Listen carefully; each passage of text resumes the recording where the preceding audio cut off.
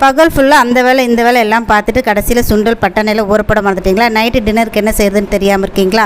அப்போ இந்த எம்டி சால்னா ட்ரை பண்ணி பாருங்கள். இதுக்கு பார்த்திங்கன்னா 1 ஸ்பூன் சோம்பு, 2 பட்டை, 2-3 கிராம்பு, சின்னதாக கடல் பாசி, 2-3 பிரிஞ்சி இலை, நீங்கள் ஏலக்காய் வேணுன்னா 1 ஏலக்காய் சேர்த்துக்கலாங்க.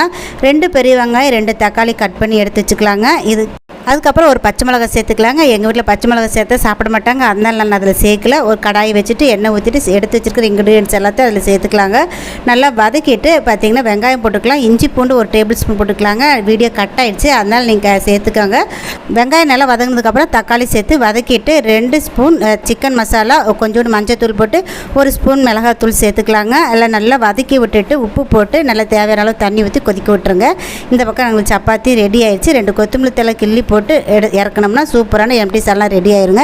இன்றைக்கி டிஃபன் பார்த்திங்கன்னா எங்கள் வீட்டில் சப்பாத்தியும் எம்டி சால்னா வச்சு சூப்பராக சாப்பிட்டாச்சு. நீங்களும் ட்ரை பண்ணி பார்த்துட்டு எப்படி இருக்குதுன்னு கமெண்ட்டில் சொல்லுங்கள். இன்னொரு விலைகளை பார்க்கலாம்.